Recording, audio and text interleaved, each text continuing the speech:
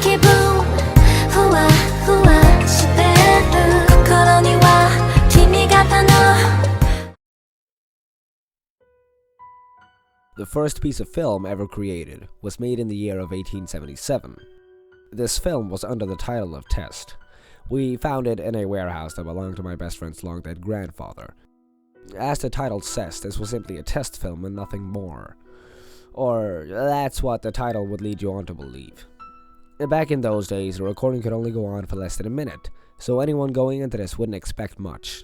Surprise, it wasn't much at first. This film was like all early films, black, white, and soundless, also incredibly dull. It was 35 seconds long and consisted of a man wearing a black suit walking on an empty sidewalk and a large crowd of people on the sidewalk opposite of him. It was nothing special, and again, it was only a test, but one thing was very strange about this film. After viewing it 10 times in one sitting, we started to notice the small changes that would occur every time we watched it. Sometimes a man sitting down on a bench would be slightly moved over to the right or left. Sometimes a woman wearing what looked to be a light grey dress would be wearing a dark grey dress. It was just small, almost unnoticeable changes. This was fascinating to the few that watched the film, myself included. This was also completely impossible, but somehow it was happening. The small group and I continued to watch for about 10 minutes, and the changes became bigger, more noticeable, and more terrifying. One time it was a minor car accident, and the two drivers came out yelling at each other. Nothing too bad. Another time it was a couple arguing.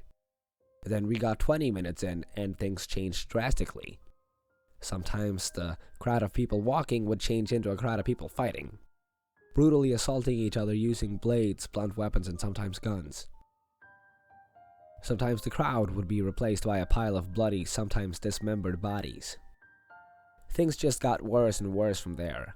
A man slamming a baby repeatedly on the pavement, a woman gutting a man while a child shoved her own thumbs into her very own eyes, a man in a wheelchair set on fire and pushed down the street between the two sidewalks. Horrible, awful things happened, and they just got progressively worse and worse. After about 35 minutes, we all started hearing sound coming from the film. This was also impossible. Every film made back then was incapable of having sound. This made things so much worse. It's one thing to just watch people die, but having to hear their cries and screams and such makes it so much harder to bear. We could now hear the sounds of knives cutting through the flesh of the victims, the screams of children as they're tortured, the sounds of explosions coming from off-screen.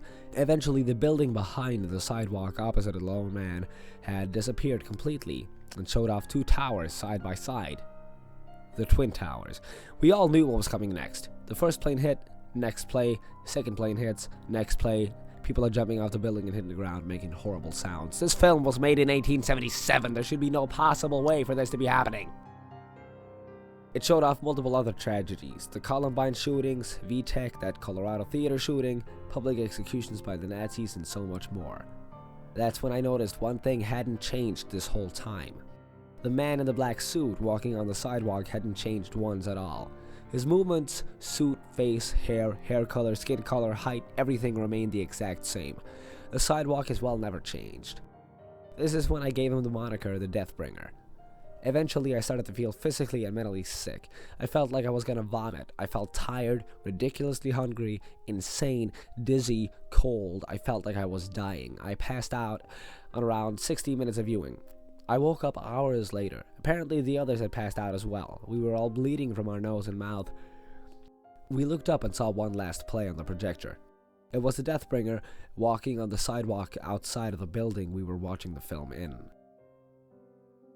When he reached the end of the street this time, he started turning his head to the building, and then the projector died. Since then, we've had the film taken from us by what I assumed to be FBI or CIA, or something like that. We were told not to say anything, but as you can see, that didn't stop me from talking. Not like anyone's gonna believe me anyways. That's why those guys aren't even keeping an eye on me. Well, at least I hope not. Anyways, we were then taken to a hospital to be checked out.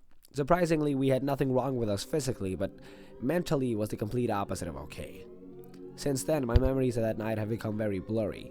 Initially, I started writing this as an attempt to remember more from the incident, but as I continued to write, I found out that I really don't want to remember. I don't want to remember a goddamn thing. I have nightmares every night of horrible, awful things now, something like that film would have shown. It's been that way for the past year, and I've had it. As for my friends that were in that group, I haven't heard anything from them, and they've since been reported missing. Apparently this happened over a time span of 1 year, but I didn't even know until I attempted to reach one of them through their family. I didn't keep in contact with them. I didn't really want to. If I had talked to them, that would only result in my memories of that awful night becoming even clearer. To be honest, I was relieved to hear that they were missing. Since they are gone, my memories of that night will be forever obscured. I guess I knew that I really didn't want to remember that night subconsciously. I see no reason to keep going on like this. Ever since that day, I stopped going outside less and less, and I'm now starving, but I can't build up the courage to go out. Why? Because sometimes at night, when I look outside, I swear that I see a man in a black suit walking on the sidewalk opposite of my house.